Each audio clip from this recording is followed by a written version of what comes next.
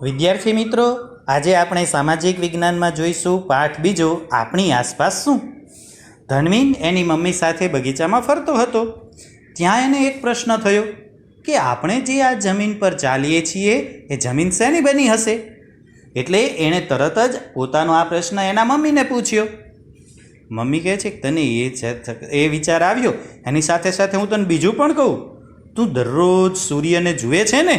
તો કે હા, રોજ સવારે સૂર્ય પૂર્વ દિશામાં ઉગતો દેખાય અને સાંજે આથમતો દેખાય છે. તો આપણી જે આ પૃથ્વી છે એ સૌર પરિવારનો એક સભ્ય છે. જેમ આપણે કુટુંબ છે, એ કુટુંબની અંદર આપણે, તું, તારા મમ્મી પપ્પા, ભાઈ બહેન, દાદા દાદી, એમ બધા વ્યક્તિઓ છો. એમ સૂર્યનું પણ એક કુટુંબ છે.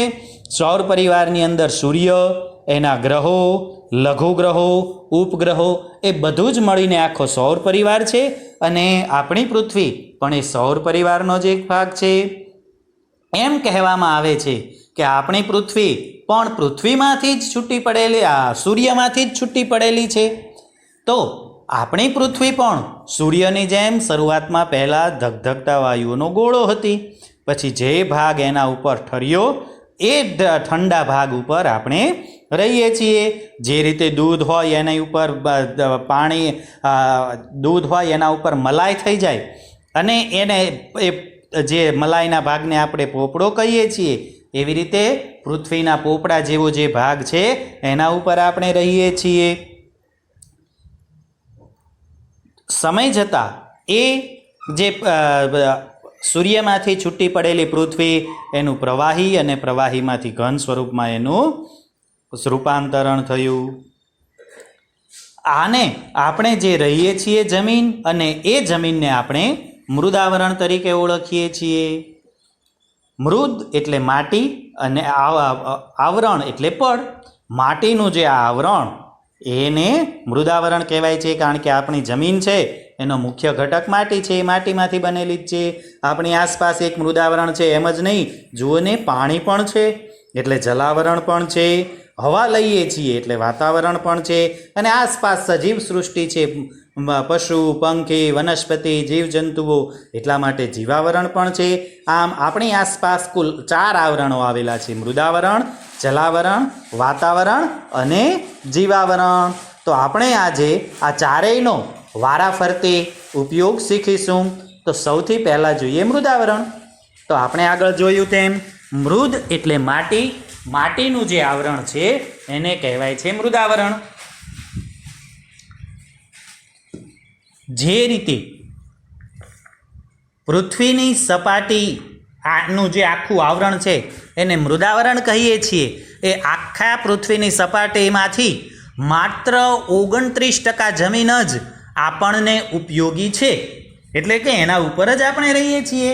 આપણે હરીફરીએ, ખેતી કરીએ, મકાન બાંધીએ, જે કાંઈ પણ કરીએ છીએ એ ફક્ત આ જે આપણી પાસે 29% જમીન છે એના ઉપર જ આપણે કરીએ છીએ. અને આપણી જે આ જમીન છે એ દરેક જગ્યાએ સરખી જાડાઈ ધરાવતી નથી. આપણી જે પૃથ્વી છે એની જાડાઈ કોઈ જગ્યાએ 64 કિલોમીટર છે, તો કોઈ જગ્યાએ 100 કિલોમીટર જેટલી છે. આમ 64 થી 100 કિલોમીટરની જાડાઈ એ આપણી પૃથ્વી ધરાવે છે. તો કેમ એવું છે? તો જે જગ્યાએ પર્વતો છે ઊંચા ઊંચા, એ જગ્યાએ મૃદાવરણનું કદ છે વધી જાય છે ને એની જાડાઈ વધી જાય છે. તો ઘણી જગ્યાએ ઊંડી ખીણો છે, તો એ જગ્યાએ મૃદાવરણની જે જાડાઈ છે એ ઘટી જાય છે. પૃથ્વીના પેટાળની અંદર પણ મેગ્મા એટલે કે લાવા રસ એ રહેલો છે. ધગધગતા વાયુઓનો રસ એને મેગ્મા કહેવાય છે. તમે આગલા ધોરણમાં જ્વાળામુખી વિશે શીખી ગયા. એ જ્વાળામુખી જ્યારે ફાટે છે ત્યારે જે જમીનની નીચે રહેલો મેગ્મા છે એ જ એમાંથી બહાર આવે છે. એટલે આ રીતે જ્વાળામુખી ફાટવાની ક્રિયા પણ એ મૃદાવરણની નીચેની સપાટીની ક્રિયા છે. જ્યારે મૃદાવરણની નીચે રહેલો મેગ્મા એ ખૂબ ગરમ થાય ત્યારે પૃથ્વીની ઉપરની સપાટી તરફ આવે છે અને ઉપરની સપાટીનું દબાણ એને બહાર નીકળવા દેતો નથી, પરંતુ કોઈ જગ્યાએ જ્યારે પોચો ભાગ એને દેખાય ત્યારે ત્યાંથી એ બહાર નીકળવાનો પ્રયત્ન કરે છે અને એ જગ્યાએ જ્વાળામુખીનું વિસ્ફોટન થાય છે. તો આ રીતે આપણને જે મૃદાવરણ છે એના હિસાબે જ આ જ્વાળામુખીની ઘટનાઓ બને છે. મૃદાવરણ છે એની અંદરથી જ આપણને ખનિજો મળે છે. મૃદાવરણ છે એના હિસાબે આપણે જંગલો છે એના હિસાબે જ આપણે ખેતી કરી શકીએ છીએ. આ મૃદાવરણ છે એ આપણા માટે ખૂબ જ અગત્યનું છે, કારણ કે આપણે રહેવા માટે, મકાન બાંધવા, હરવા ફરવા માટે, બધી જ ક્રિયાઓ કરવા માટે મૃદાવરણ જરૂરી છે. હવે બીજું જ એવું છે જલાવરણ. જલ એટલે પાણી. પાણીનું જે આવરણ છે એને કહેવાય છે જલાવરણ. આપણે જે કહ્યું કે પૃથ્વીની સપાટીનો 29% ભાગ છે એના ઉપર જમીન છે, તો બાકીનો જે 71% ભાગ છે જમીનનો એના ઉપર પાણી સંગ્રહાયેલું છે, એટલે કે પાણી ભરેલું છે. આ જે પાણી છે એમાંથી 97% પાણી તો માત્ર ને માત્ર મહાસાગરોમાં રોકાયેલું છે.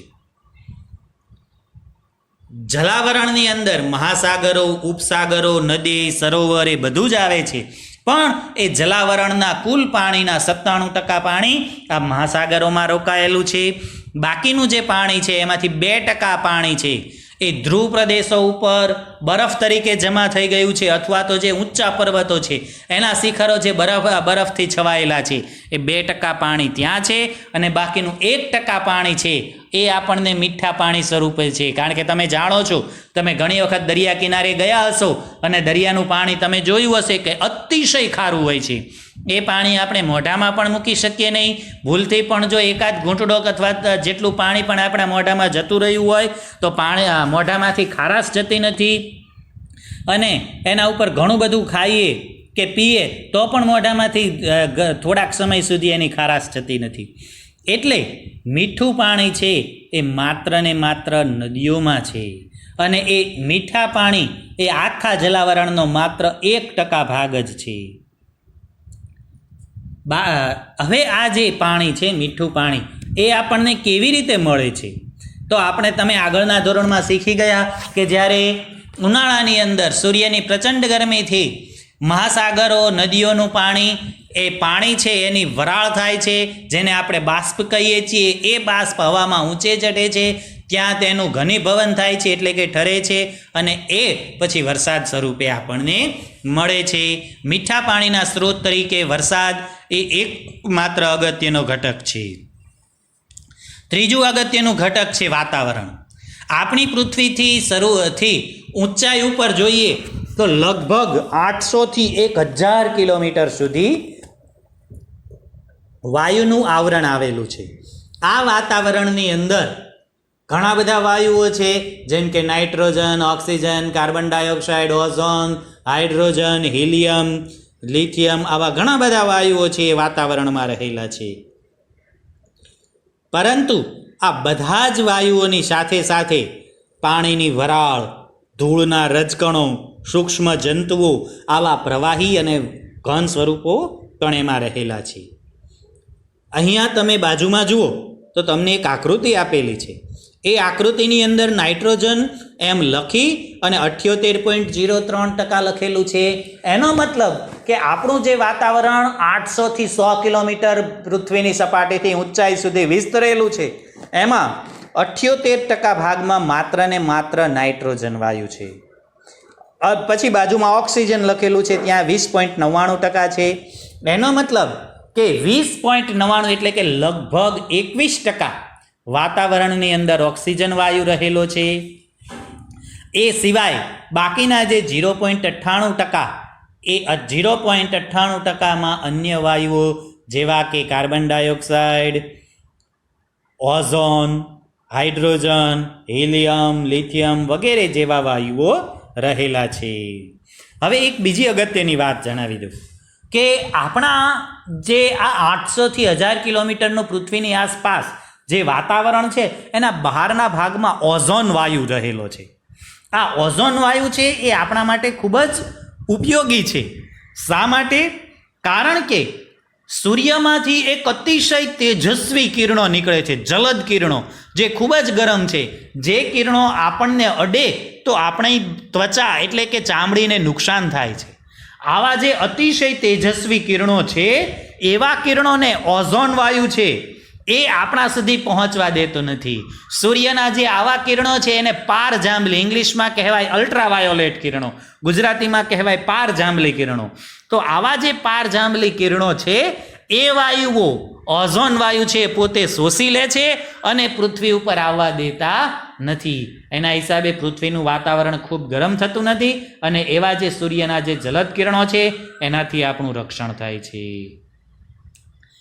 ઓઝોન વાયુ સામાન્ય રીતે હલકો હોવાથી વાતાવરણના ઉપરના ભાગમાં હોય છે, પરંતુ વહેલી સવારે ખુલ્લા મેદાનોમાં અને સમુદ્ર કિનારાની હવામાં પણ આ વાયુ જોવા મળે છે.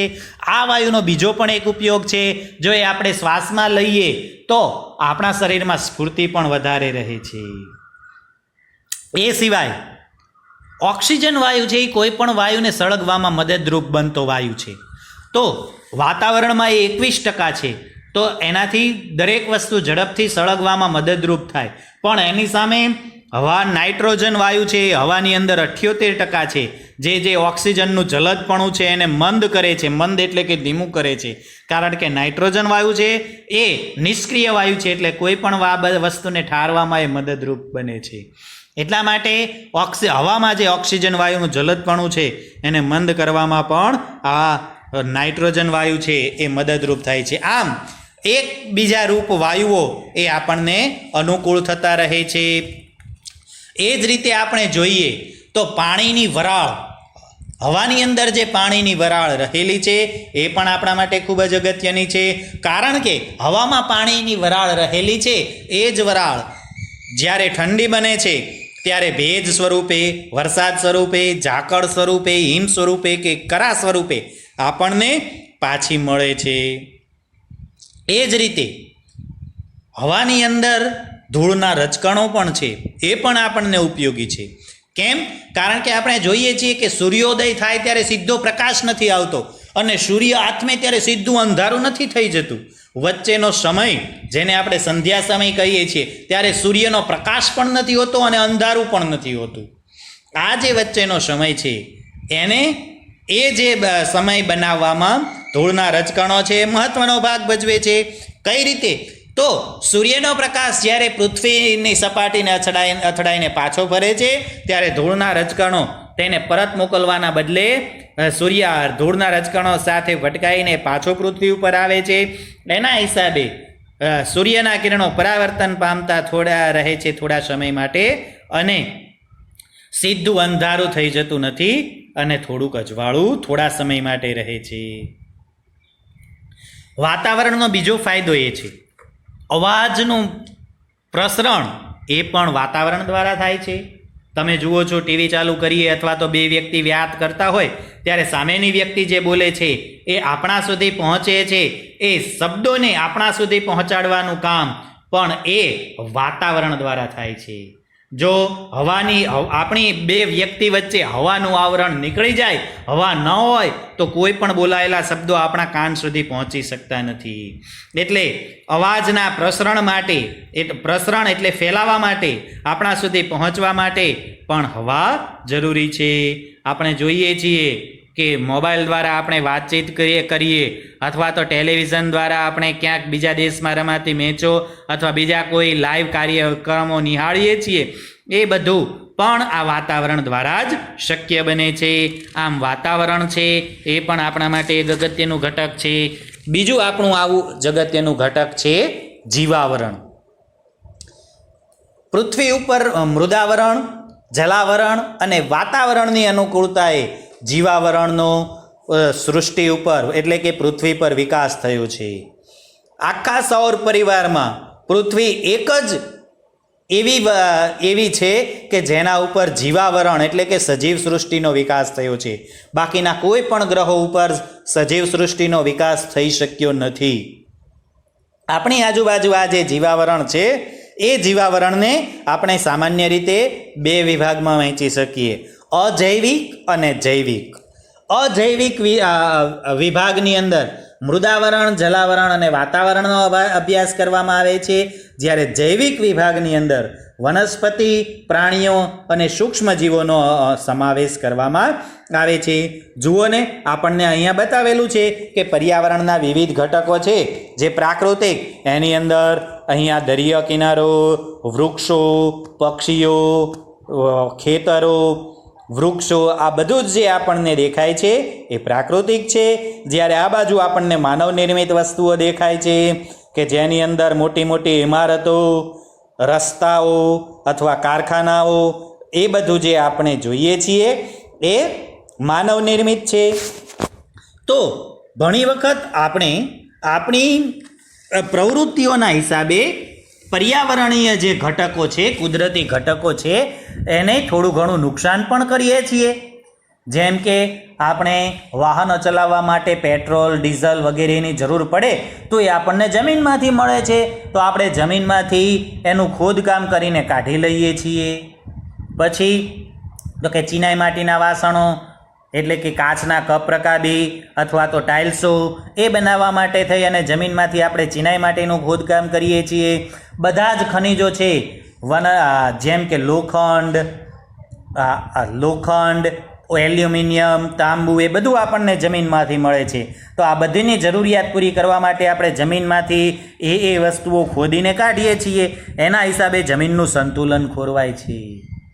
એ જ રીતે ઘણી વખત આપણે કારખાનાઓ માંથી ધુમાડા છોડીએ છીએ અથવા તો કારખાનાનું પ્રદૂષિત પાણી જમીન પર અથવા તો જળાશયોમાં છોડીએ છીએ. એના હિસાબે જળાશયોમાં એવું ગંદુ પાણી છોડવાથી, કેમિકલયુક્ત પાણી છોડવાથી જળાશયો પ્રદૂષિત થાય છે. હવામાં એ ઝેરી રસાયણોનો ધુમાડો ભળવાથી હવા પ્રદૂષિત થાય છે. જમીન ઉપર એવું પ્રદૂષિત પાણી ભળવાથી જમીન પ્રદૂષિત થાય છે. આમ માનવીય પ્રવૃત્તિઓના હિસાબે ઘણી વખત આપણે પર્યાવરણને નુકસાન કરીએ છીએ. જુઓ ને, આપણે જે વાહનોનો ઉપયોગ કરીએ છીએ એના હિસાબે વાતાવરણમાં કાર્બન ડાયોક્સાઇડ વાયુનું પ્રમાણ વધી રહ્યું છે. કાર્બન ડાયોક્સાઇડ વાયુને વિજ્ઞાનની ભાષામાં CO2 કહેવાય છે. આ જે CO2 વાયુ છે એના હિસાબે અત્યારે ગ્લોબલ વોર્મિંગની પરિસ્થિતિ ઊભી થઈ રહી છે, જેના હિસાબે પૃથ્વીનું તાપમાન વધી રહ્યું છે અને જેના હિસાબે પશુ પક્ષીઓ છે એમની અમુક જાતો નષ્ટ થઈ રહી છે. ધ્રુવ પ્રદેશો ઉપરનો બરફ પીગળી રહ્યો છે. આ બધી જ વસ્તુઓ છે એ પર્યાવરણમાં જે આપણી પ્રવૃત્તિઓના હિસાબે અસંતુલન ફેલાય છે એના હિસાબે છે. તો વિદ્યાર્થી મિત્રો, આ પાઠની અંદર આપણને અગત્યના એવા 4 જે આવરણો એના વિશે આપણે માહિતી મેળવી.